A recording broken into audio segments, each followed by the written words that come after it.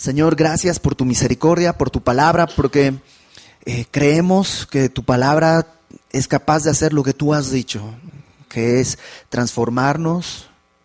Sabemos que tu palabra está viva y venimos a eso, Señor. No queremos escondernos de esta espada, queremos abrir nuestro pecho para que tú nos atravieses, para que tú con tu palabra disciernas las intenciones de nuestro corazón, tú nos limpies.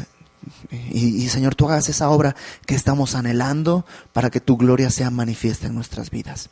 Nos ponemos en tus manos en el nombre de Jesús. Amén. Isaías capítulo 13. En el capítulo 13 iniciamos una pequeña sección. Algunas personas piensan que es como una especie de paréntesis en todo lo que Isaías viene hablando, porque Isaías hasta ahora ha estado enfocado en lo que sucedería en Israel, y en el juicio que Dios va a traer a Israel por lo que ha hecho, y en el reino milenial del Mesías y cómo va a ser. Isaías capítulo 11 vimos eso a detalle.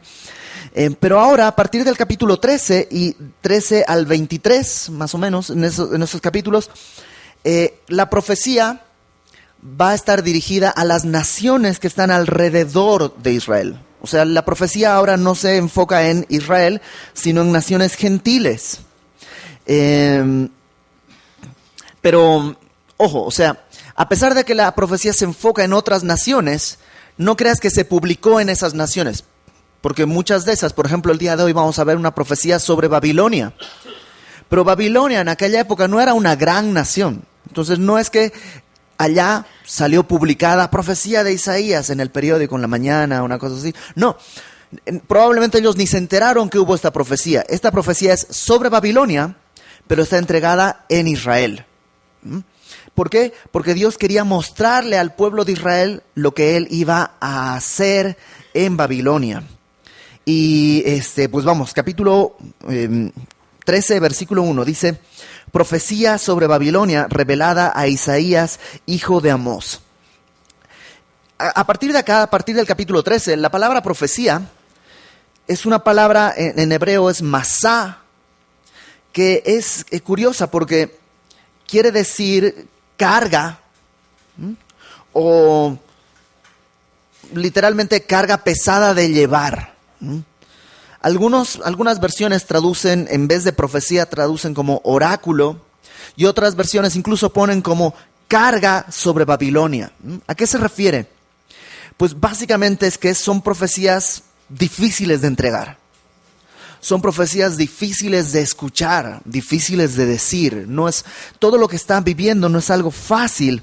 Todo lo que Isaías va a decir es una carga en su corazón. Entonces,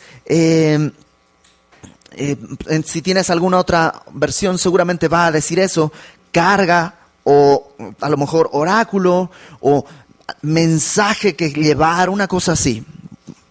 Dice, profecía sobre Babilonia revelada a Isaías, hijo de Amós. Antes de ir al versículo 2, tenemos que aclarar, o recordar más bien algo. Que en profecía, ¿te acuerdas que tenemos varios niveles de interpretación? Siempre, o regularmente tenemos varios niveles de interpretación. Uno, digamos, local, casi inmediato. Y en este caso estaríamos hablando de una Babilonia literal, la nación de Babilonia. Y esta profecía tiene que ver con esa nación. Y va a hablar sobre la destrucción de Babilonia. Esta destrucción ocurrió en dos ocasiones. Una, porque los asirios invadieron Babilonia en el 689 a.C. Y una segunda caída de Babilonia, cuando los medo-persas toman Babilonia en el 539. Entonces, todo esto que vamos a leer hace referencia a uno u otro momento. Los comentaristas no se ponen de acuerdo. Yo ahorita te voy a decir qué es lo que yo creo, pero es simplemente lo que yo creo. Pero ese es un nivel de la profecía hablándole a una nación en ese momento y lo que va a suceder. Otro nivel de profecía o de interpretación de esta profecía es hacia el final de los tiempos, que se cumplió en principio, pero obtiene un cumplimiento total, definitivo al final de los tiempos. Y estaría en ese caso hablando de una Babilonia futura, una Babilonia que va a aparecer al final de los tiempos, o por ponerlo en una frase mucho más clara, lo que conocemos como el imperio del anticristo. El imperio del anticristo es una nueva Babilonia que descansa en un ala religiosa y un ala comercial. Y de esto estudiamos en Apocalipsis capítulos 17 y 18, lo puedes revisar en tu casa, en tus notas o en las conferencias que tuvimos aquí hace un poco más de un año. Pero hay un tercer nivel, ¿no? Primer nivel inmediato, cercano. Un segundo nivel lejano, final, definitivo. Y un tercer nivel que tiene que ver con algo espiritual, que es aplicable en todo momento, que es aplicable en todo lugar y a todo creyente. Y hay una Babilonia espiritual que es este sistema humano que está en completa oposición a Dios. Entonces, todo lo que vamos a estar leyendo tiene que ver con estas tres cosas. Una Babilonia pasada, digamos, una Babilonia futura, al final de los tiempos, o una Babilonia espiritual que habla del sistema humano. Y como ni siquiera Isaías seguramente sabía exactamente de qué está hablando, a veces brinca de una a otra y por eso tienes que estar atento para encontrar dónde está hablando de una Babilonia pasada, de una Babilonia futura o de un sistema. Y eso es lo que vamos a estar revisando en este momento. ¿Qué más necesitamos recordar?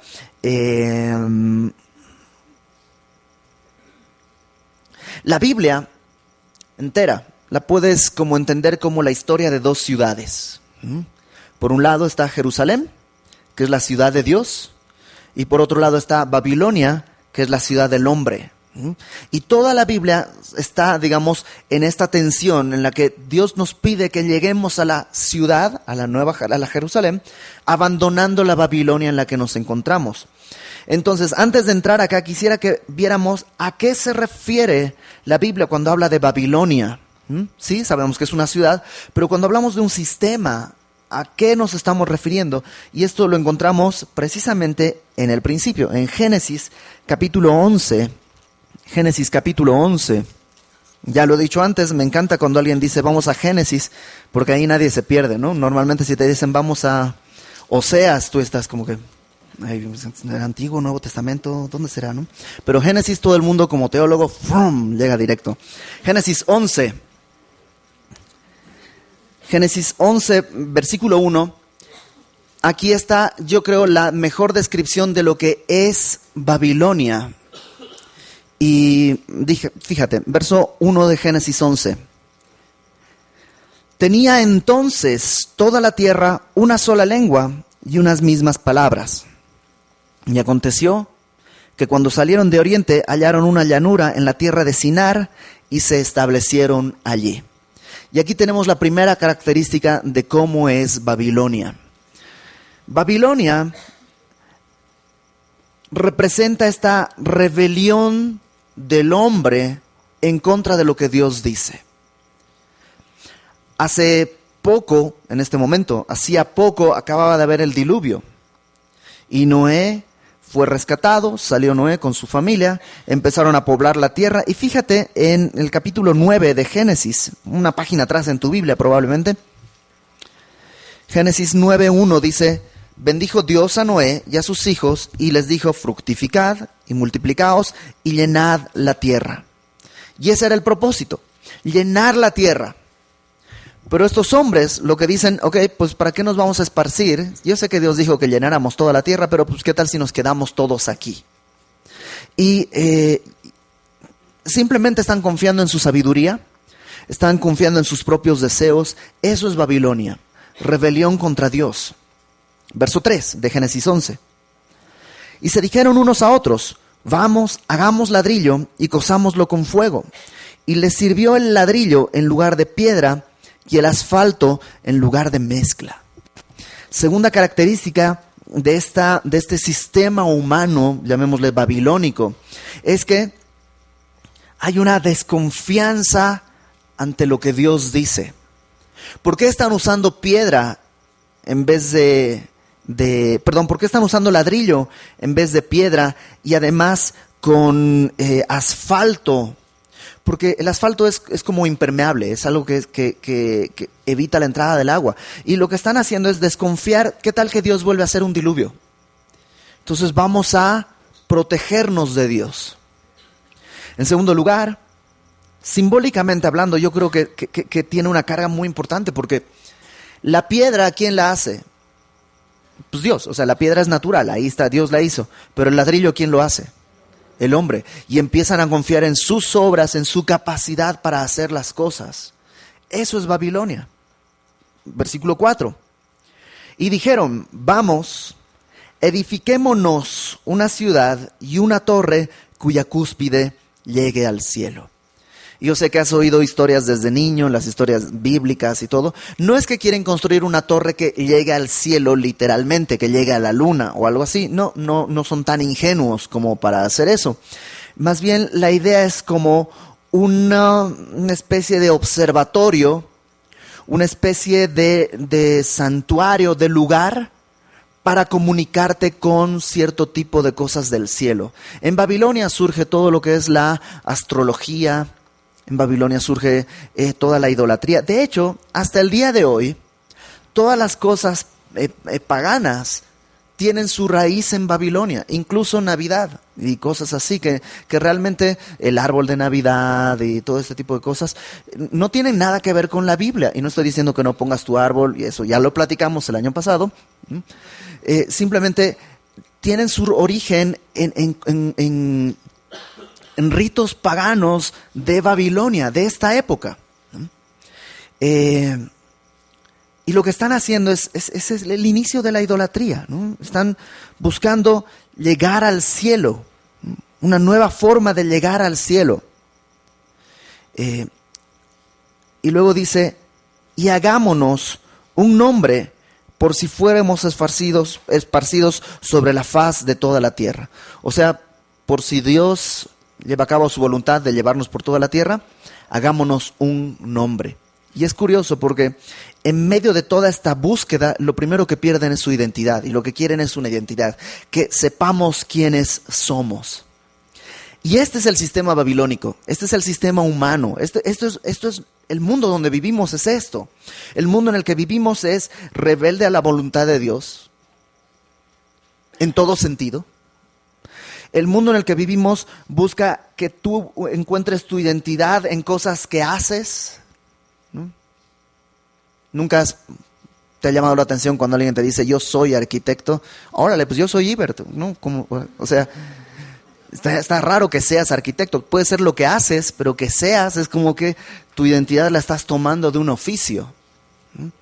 Y no estoy diciendo que está mal, ¿no? Simplemente que revela que eso parte, o sea, en el ser humano, cuando tú les preguntas a los niños, no sé si ahora, pero en mi época, la respuesta más común cuando te decían, ¿por qué quieres estudiar? La respuesta era, porque quiero ser alguien en la vida. Ahora le estoy hablando con un fantasma que quiere ser alguien, ¿no? Pero es eso, están tratando de encontrar identidad en algo que hacen, en algo externo, en vez de encontrar la identidad en Cristo, en Dios. Porque nosotros fuimos creados a su imagen y semejanza. Y esta imagen por el pecado se ha distorsionado. ¿Dónde voy a poder encontrar el modelo exacto para restaurar mi identidad? En Cristo. Entonces, eso es Babilonia. Este es el sistema humano. Y si te das cuenta, vivimos en Babilonia.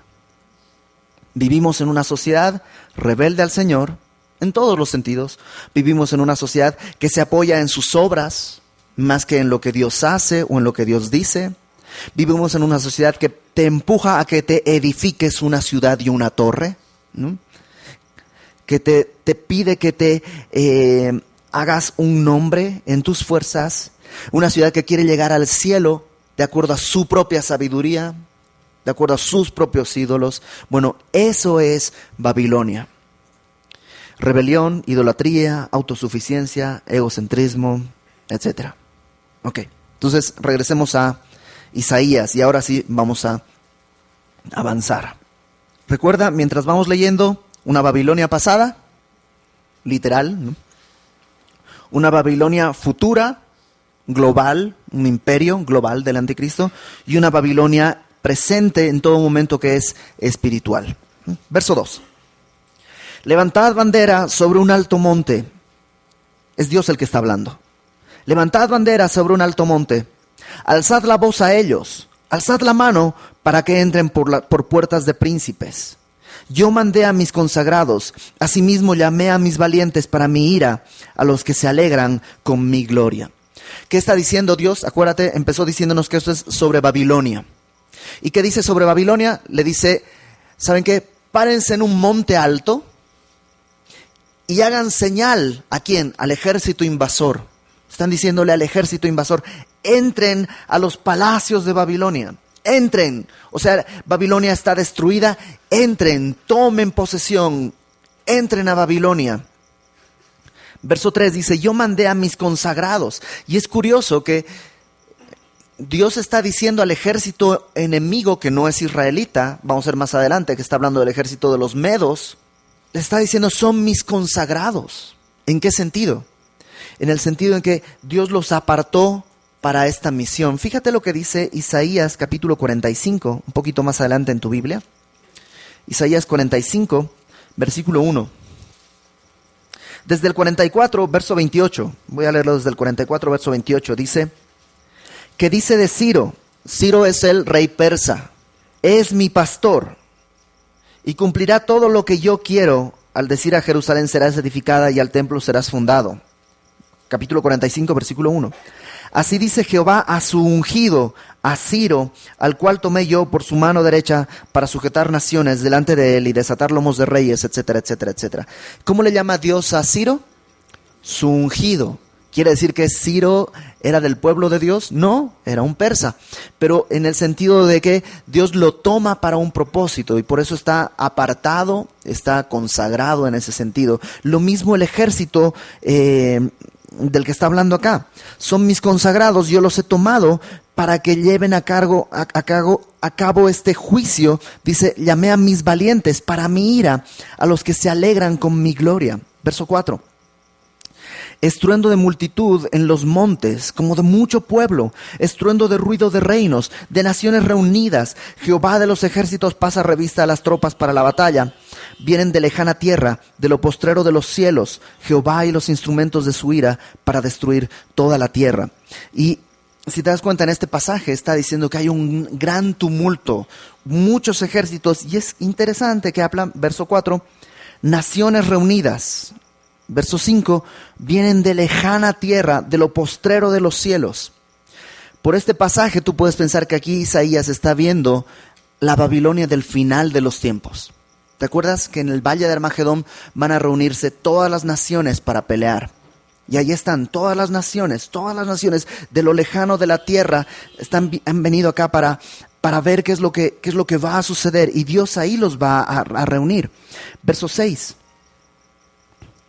Aullad, porque cerca está el día de Jehová, vendrá como asolamiento del Todopoderoso. El día de Jehová. ¿Qué es el día de Jehová? En este caso, para la Babilonia de esa ciudad literal, está hablando de el día del juicio, o sea, el día que voy a juzgar a Babilonia, ¿no?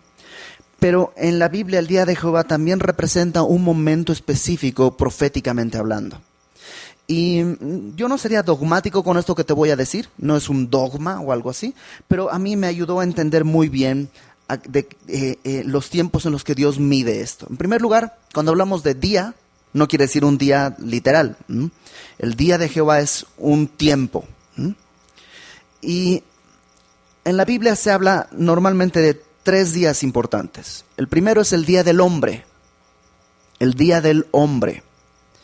El día del hombre comenzó en Génesis, cuando Dios le entrega al hombre la responsabilidad de gobernar en la tierra, de tomar y sojuzgar el mundo, de hacer esto y aquello, y lo refuerza cuando después de Noé, Dios le dice a Noé que él tiene que juzgar la maldad, etcétera, etcétera.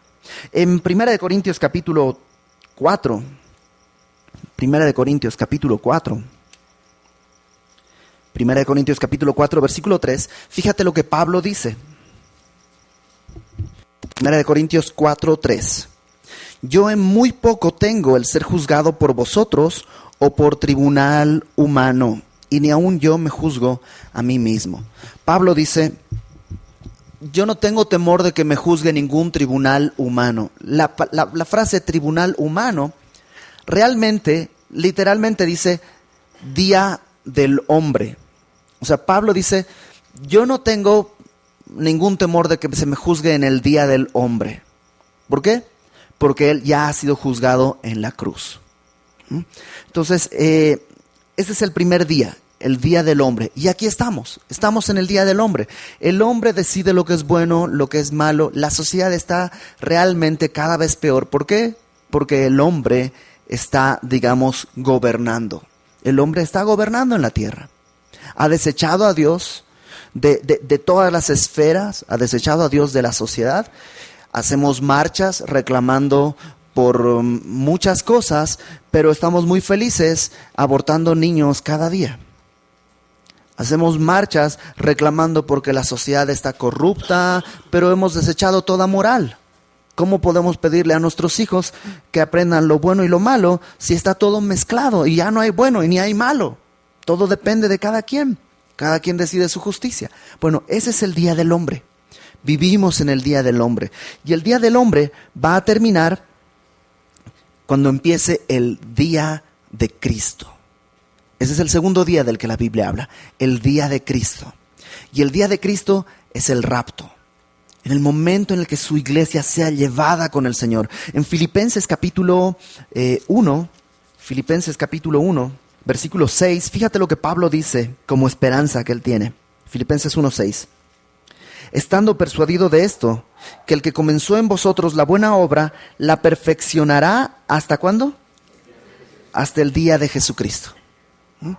O sea, vamos a estar en este cuerpo siendo perfeccionados hasta que pues ya morimos, o el Señor viene por su iglesia y somos arrebatados. Entonces, ese es el segundo día del que la Biblia habla, que es el día de Cristo, el rapto. Ahí ya no estamos en el día del hombre, comienza el día de Cristo. E inmediatamente después del día de Cristo viene el día de Jehová o el día del Señor. De las dos maneras lo puedes encontrar en la Biblia. Y el día de Jehová o el día del Señor es lo que hemos estado estudiando en diversos pasajes en Isaías, pero el que habla realmente mucho a detalles, Joel, lee en tu casa, es un libro, un profeta muy cortito, fácil de entender, el día de Jehová. ¿Qué es el día de Jehová? Pues después del rapto, los años de la tribulación y el milenio, todo eso es el día de Jehová. El momento en el que Dios vuelve a intervenir en la creación de una manera directa para poner orden, para desatar su ira. Y también es curioso esto, para los judíos, el día comienza al atardecer, ¿no? O sea, tú y yo normalmente el día cuando al final del día, ¿cómo estás? Hecho trapo, ¿no? Así, no sé, ya llegas en calidad de bulto a tu casa y amanece y ya todo con fuerzas y todo, no sé qué, y a medida que va pasando el día terminas otra vez hecho trapo. Pero en el día judío empieza en la noche, entonces empieza en oscuridad, pero a medida que el día avanza, el sol sube. O sea, nuestro día, digamos, va en decadencia, pero un día judío, todo lo contrario, va más bien en ascendencia. Y es interesante porque el día de Jehová comienza ¿cómo? En oscuridad, la gran tribulación, 7 años difíciles en los que Dios está derramando de su ira sobre un mundo pecador que lo ha rechazado. Pero poco a poco va saliendo la esperanza y vamos a tener un milenio, 1000 años en los que Cristo va a juzgar desde Jerusalén con justicia perfecta. Entonces, ya entendemos lo que es el día del hombre, el tiempo en el que estamos. El día de Cristo, lo que anhelamos cuando venga el rapto y seamos llevados con Él. Y el día de Jehová empieza con tiempo de tribulación, pero va a continuar con los 1000 años de paz y prosperidad cuando Jesucristo esté reinando en la tierra. Ok, ahora sí, regresemos versículo 6 de Isaías capítulo 13. Dice, aullad, porque cerca está el día de Jehová. Vendrá como asolamiento del Todopoderoso. El juicio de Dios va a venir y lo que les dice es, aúllen, o sea, tengan miedo por lo que va a suceder. Verso 7, por tanto, porque viene el día de Jehová, toda mano se debilitará y desfallecerá todo corazón de hombre, y se llenarán de terror, angustias y dolores se apoderarán de ellos. Tendrán dolores como mujer de parto. Se asombrará cada cual al mirar a su compañero, sus rostros de llamas. Y no está hablando de cara de llamas del animal, ¿no? Sino rojos como por el dolor. No sé si eres mujer y has vivido un parto, sabes que cuando vienen los dolores es difícil, ¿no? Y como hombres no tenemos la capacidad ni siquiera de imaginar qué tan doloroso es, ¿no? Y la descripción es muy gráfica, porque dice, aúllen, el día de Jehová viene, y ¿sabes qué? Va a ser doloroso. Los hombres van a llorar como si estuvieran con dolor de parto. Hace una semana, un poco más de una semana, me hice internamente mexicano. ¿Por qué? Porque me dio una colitis que no tienes idea. Entonces, digamos, todavía no tengo pasaporte mexicano, pero en el interior ya completamente soy declarado ciudadano. Y la verdad es que me daba unas punzadas en el pecho que pensaba que me iba a dar un ataque cardíaco, pensaba que me iba a morir. Entonces fuimos a la doctora, la gastro, y ya me revisó y todo. Y entre las cosas que me dijo, curiosamente, fue que el dolor que puede producir la colitis es lo más parecido a los dolores de parto, ¿no? Y yo dije, órale, pobrecita de mi esposa, con 2 es suficiente, ¿no? 2 hijos y ya, ¿no? Pero hay una diferencia. La Biblia dice que la mujer tiene dolores de parto, pero tiene una esperanza al final, ¿no? Cuando el niño nace, todo ese dolor valió la pena. Se convierte en gozo, y en un gozo que supera en creces, no solo en tiempo, sino en magnitud, lo que puede doler el alumbramiento. Pero este dolor no tiene esperanza. Este dolor es simplemente dolor.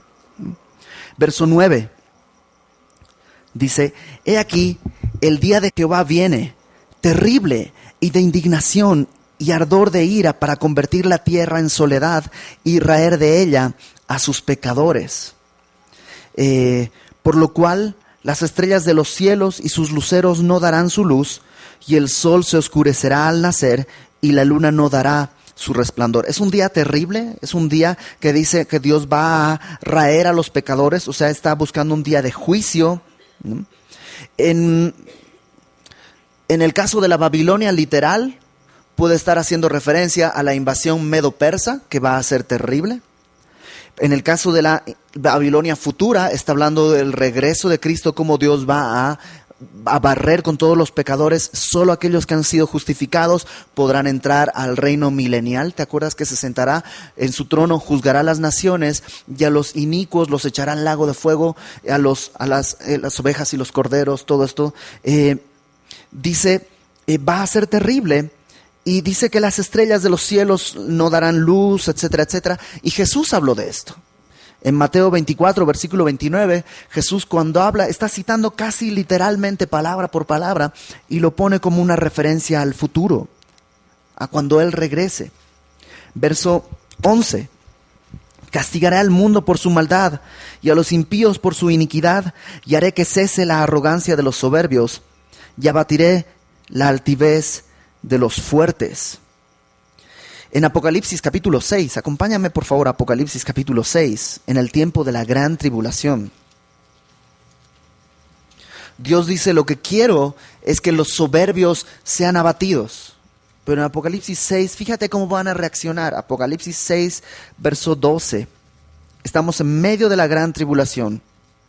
Miré cuando abrió el 6º sello, y aquí hubo un gran terremoto, y el sol se puso negro como tela de silicio, y la luna se volvió toda como sangre, las estrellas del cielo cayeron sobre la tierra, como la higuera deja caer sus higos cuando es sacudida por un fuerte viento.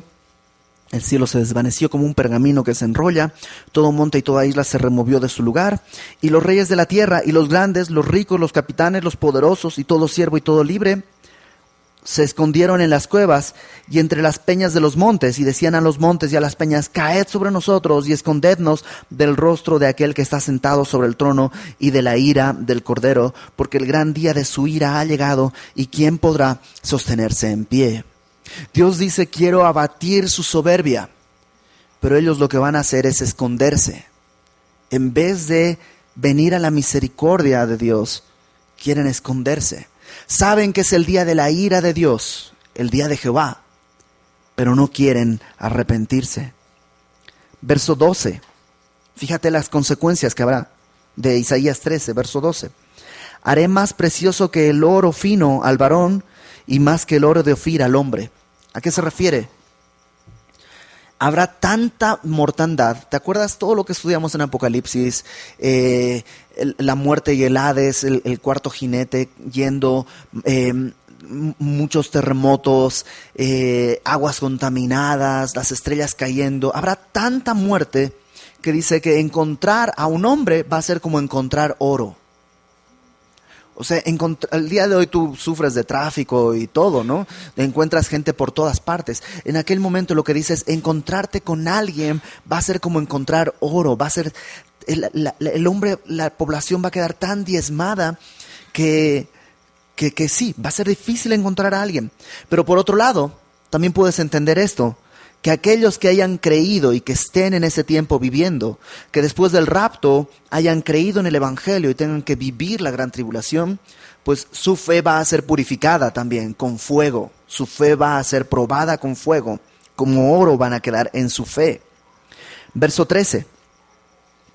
Porque haré estremecer los cielos y la tierra se moverá de su lugar en la indignación de Jehová de los ejércitos y en el día del ardor de su ira. La tierra se moverá. Todo esto, ¿cómo va a ser? Bueno, en Apocalipsis hay varios terremotos que van a sacudir la tierra entera. No sé si tú recuerdas, pero habíamos hablado que el terremoto que cayó en Chile en 2010, que se dio en Chile, desplazó el eje de la tierra 8 centímetros. Que comparado con el tamaño de la Tierra, realmente 8 centímetros es muy poquito. El tsunami que hubo en Japón en el 2011 movió el eje de la Tierra 15 centímetros. De hecho, Japón incluso se movió, me parece que un poco más de 1 metro, se movió de su lugar. Ahora, en Apocalipsis vemos terremotos, dice: cual no los ha habido jamás. La tierra no está bien, digamos, balanceada. Hay mucho más tierra en la parte norte, en la parte sur, en el hemisferio sur hay mucha más agua. Entonces hace que pues su eje sea fácilmente movible. Y muchos teólogos piensan que este tipo de terremotos que van a ocurrir durante la gran tribulación, esto que Dios dice: voy a mover la tierra, voy a sacudir la tierra, lo que va a hacer es alinear nuevamente el eje como era antes del diluvio, de modo que toda la tierra va a volver a tener un mismo clima, preparándolo todo nuevamente para el milenio. ¿Te acuerdas que en el milenio hemos hablado una y otra vez que hay un cambio en la naturaleza, que hay un cambio en la longevidad de la gente? La gente va a poder vivir mucho más.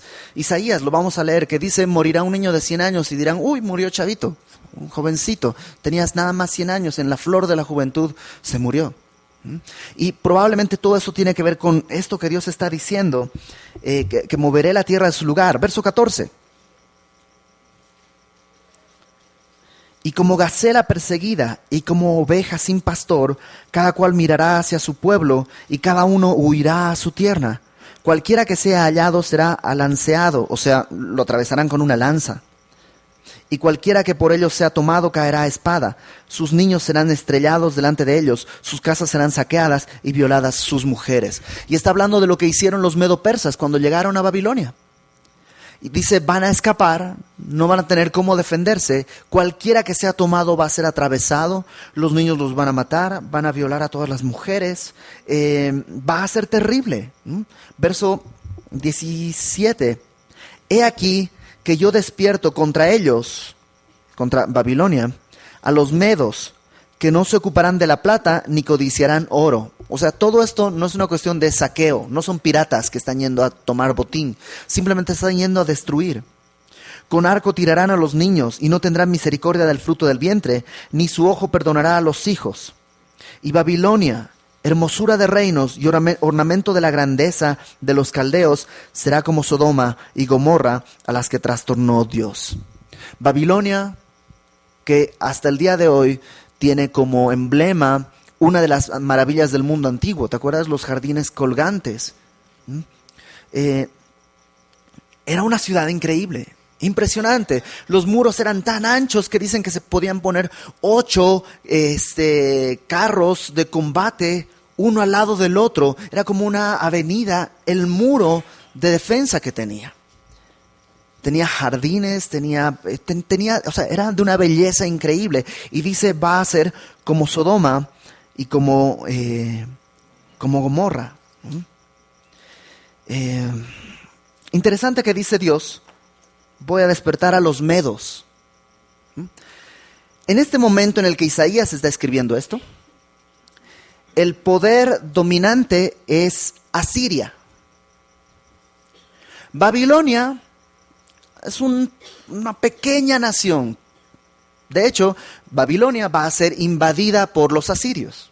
O sea, todavía es una pequeña nación. Entonces es raro para Isaías decir contra Babilonia, pero ¿qué tiene Babilonia? Dios sabe que Babilonia va a levantarse como un reino. Y sabe que después de haberse levantado como un reino, va a caer invadida por los medos. Para el tiempo en que Isaías está escribiendo, los medos son realmente una pequeña tribu de nómades. Y son nómades porque nómades 50, 60 personas, a ver, por ahí. O sea, realmente Isaías debe estar absolutamente confundido. ¿Cómo los medos van a destruir a Babilonia? ¿Cómo Babilonia va a ser un reino? Pero Dios conoce desde el principio lo que va a suceder. Y dice que Babilonia será exterminada como Sodoma o como Gomorra. O sea, exterminada para siempre. Aquí hay un pequeño problema. El día de hoy Babilonia no existe. Pero Babilonia nunca fue destruida. Cuando los asirios tomaron Babilonia, cayó, pero fue reconstruida. Luego vino Nabucodonosor, rey de Babilonia, expandió el reino por todas partes, se creó este gran imperio. Pero cuando los medos y los persas invaden Babilonia, no la destruyen. Entran sin pelear ni siquiera. Entran, lo que hacen es desviar el río Éufrates y entran por el cauce del río ya seco y encuentran que Babilonia la ciudad estaba completamente ebria. Estaban haciendo una gran fiesta y todo esto lo puedes leer en Daniel. El rey Belsasar en esa época estaba con todos sus príncipes borracho y en ese momento les caen los medopersas y exterminan a todos. Lo que acabamos de leer, alancearon a unos, mataron a otros. Y entonces los medos y los persas toman a Babilonia como una de las capitales del imperio. Posteriormente, los griegos con Alejandro Magno toman Babilonia sin destruirla también. Y después de Alejandro Magno, simplemente Babilonia cae en el olvido. Y la ciudad poco a poco es cada vez menos importante, hasta que se queda abandonada y las arenas del desierto la cubren y por siglos y siglos la siguen cubriendo y pues desaparece de la memoria, desaparece de todo y ya. Pero nunca fue destruida. Tan es así que se encontraron recién las ruinas y Saddam Hussein estuvo reconstruyendo Babilonia. Y una de las cosas que decía Saddam Hussein es que está usando los mismos ladrillos que se usaron para volver a construirla. Y el día de hoy hay un lugar que tiene varias edificaciones ya ahí en Babilonia. en lo que el día de hoy se creía que está Babilonia. Hay palacios y puedes ver las fotos en internet y hay tours virtuales para ir y conocer todo eso. Incluso Saddam Hussein había prometido, me parece que alrededor de $1 millón al arquitecto que pudiera reconstruir los jardines colgantes basado en la información que tenemos de cómo eran.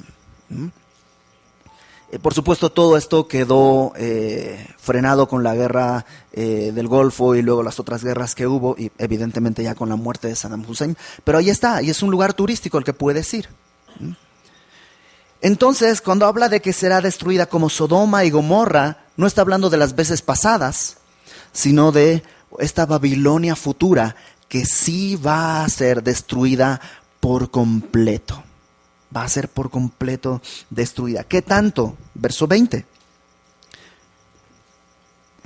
Nunca más será habitada, ni se morará en ella de generación en generación, ni levantará allí tienda el árabe, ni pastores tendrán allí majada, sino que dormirán allí las fieras del desierto, y sus casas se llenarán de hurones. Allí habitarán avestruces y allí saltarán las cabras salvajes. Y tú dices, ¿cómo avestruces ahí? ¿No? Todos estos animales y todas estas referencias a animales y cosas que hay ahí son muy difíciles de traducir. Realmente, por ejemplo, cuando dice allí saltarán las cabras salvajes, puede estar haciendo referencia a animales velludos nada más, o sea, animales vellosos. De hecho, algunas versiones lo traducen como faunos. ¿Tú sabes qué es un fauno? Es una persona que es mitad cabra. Y algunas otras traducen como allí saltarán o allí bailarán demonios.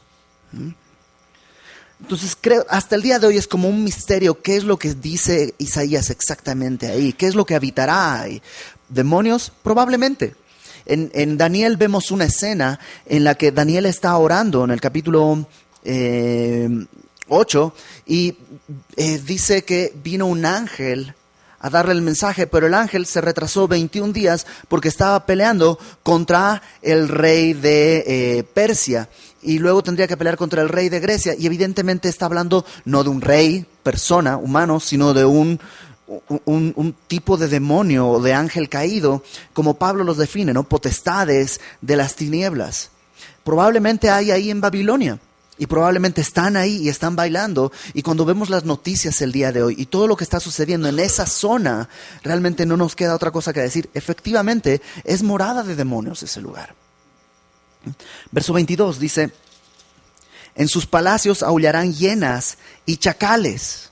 Algunas versiones en vez de chacales traducen dragones.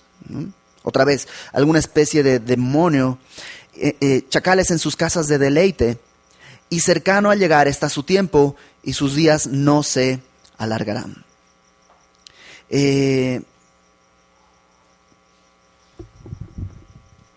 Babilonia va a quedar por completo destruida y desolada. Y Dios está dando esta profecía, como te decía, al pueblo de Israel, no a Babilonia. Isaías no está en Babilonia diciendo, como Jonás, ¿no? Que fue a Nínive y dice, de aquí a tanto va a venir esto y esto. No. Isaías no está profetizando en Babilonia, está profetizando en Israel acerca de Babilonia. Entonces tú y yo tenemos algo que tomar de aquí, porque había algo que ellos tenían que aprender y hay algo que tú y yo tenemos que aprender.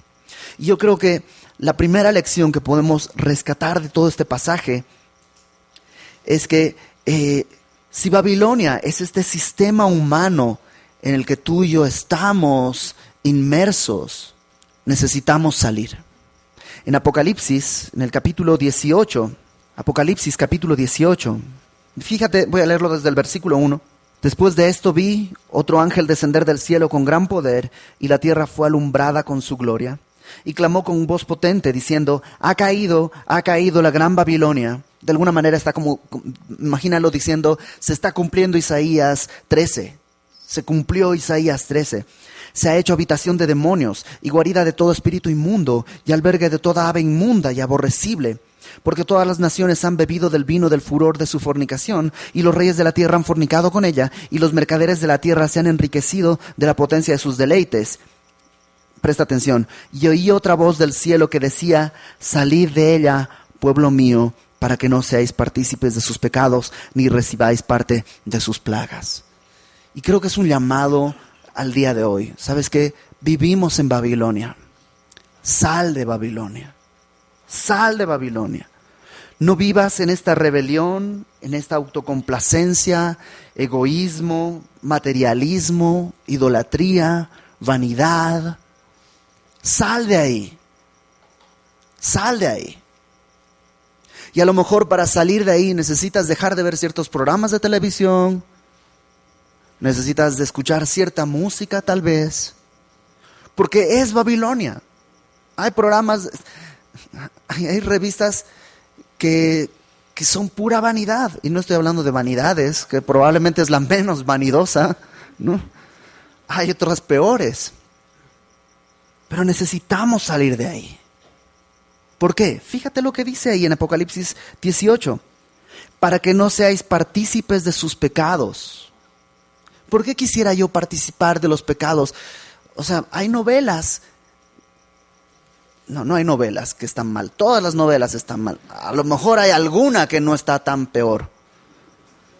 Pero estar ahí es ser partícipe de esos pecados. Y si eres partícipe de esos pecados, fíjate lo que dice después: para que no seáis partícipes de sus pecados, ni recibáis parte de sus plagas. No estoy diciendo que pierdes la salvación, porque la salvación es un regalo de Dios. Pero ¿por qué querer ser partícipe de sus pecados y recibir también las consecuencias de esos pecados? ¿Has visto las vidas de los famosos? O sea, si tú eres de los que compran esas revistas que hablan de los famosos, ¿has visto sus vidas? ¿Cómo son de insatisfechas en lo material? O sea, y realmente todo eso es una consecuencia de su pecado y te va a afectar. Te va a afectar.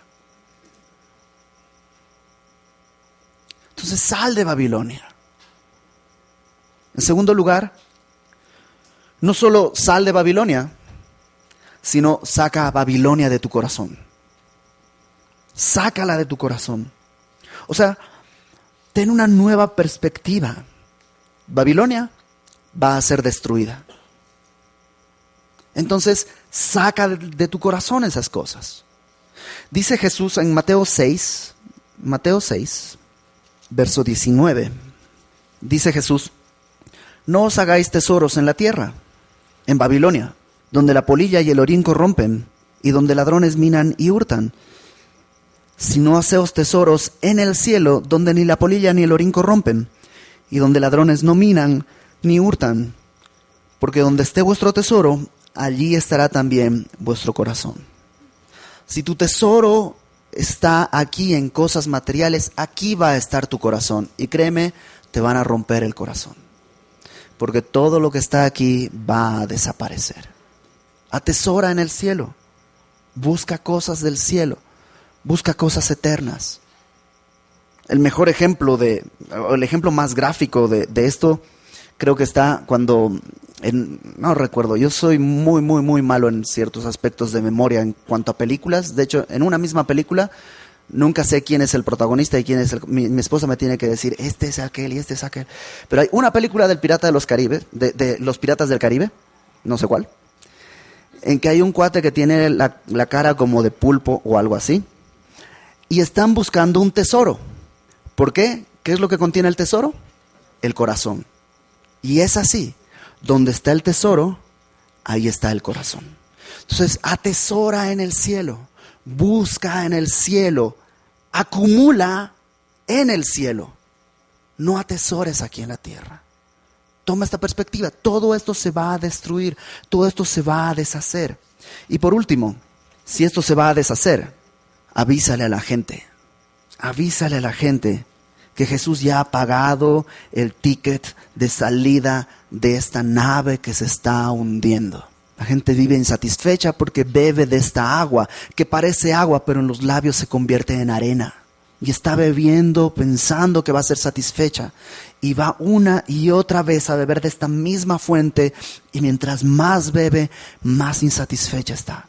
Y Cristo ya pagó por todo esto. Entonces, tú ya tienes el boleto. Comparte el boleto con alguien más. Vamos a orar. Señor, gracias por tu misericordia, porque nos has sacado de Babilonia. Has abierto nuestros ojos, Señor.